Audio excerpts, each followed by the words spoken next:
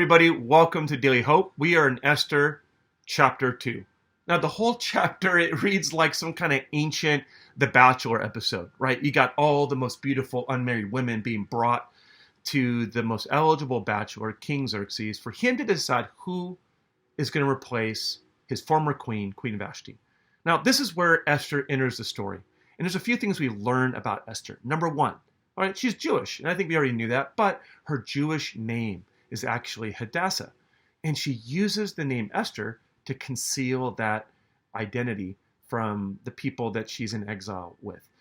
Secondly, she's an orphan. And we get the idea that maybe she lost both her mom and her dad to the Babylonian invasion of Judah. Thirdly, it's her uncle Mordecai who adopts her and takes her in as they get carted off into exile. And so we learn that Esther is of low status, she's powerless, and in a way she represents the vulnerability of the people of God at this point. They are exiled, they are enslaved, and in Esther we just see the vulnerability of God's people and nation. Now, hope in a dramatic way enters the story in this chapter because Esther is chosen to be King Xerxes' next queen. This is a blessing to her in that she is elevated in status, privilege, and power. And at the end of the chapter, she's able to use her new position to protect King Xerxes from an assassination plot by getting information from her uncle Mordecai. Now check this out, verse 21. During the time Mordecai was sitting at the king's gate, Bigthana and Teresh, two of the king's officers who had guarded the doorway, became angry and conspired to assassinate King Xerxes. But Mordecai found out about the plot, told Queen Esther, who in turn reported to the king, giving credit to Mordecai, and when the report was investigated and found to be true, the two officials were impaled on poles. Yep, that's how you dealt with people in those days. But here's the point. The point is that God blesses us with favors, privileges, and talents. And in this story, we see those favors, privileges, and talents.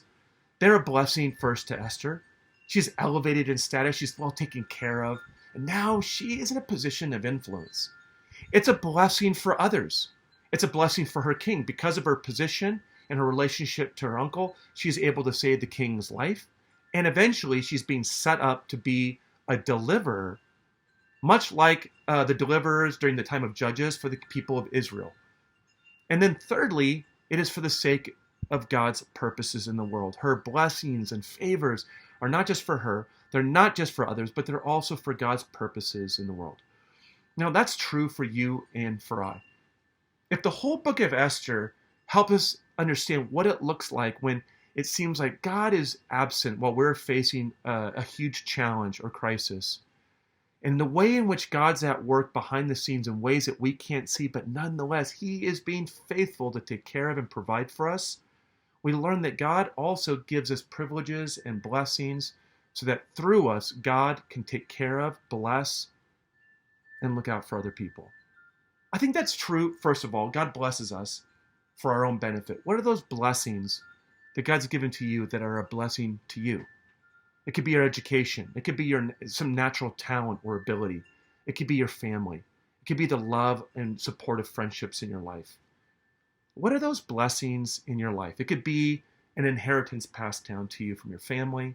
It could be a legacy passed down to you, like the legacy of education, the value to pursue education often is passed down to us from our parents and our grandparents.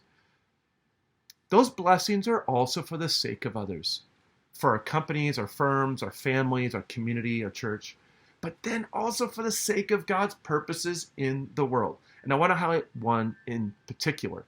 Consider the relational networks that God has put in your life.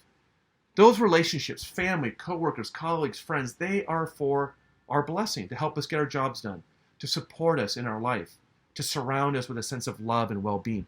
But they are also in our life for the purposes of God's kingdom advancing. Who are those people that God has put in your life to be a light and a witness to, so that the name and the saving power of Jesus can continue to spread to the world? I want you to just take a moment this week and reflect on who God has put in your life. Your neighbor, your friends, your family. Who are those people who don't yet know Jesus?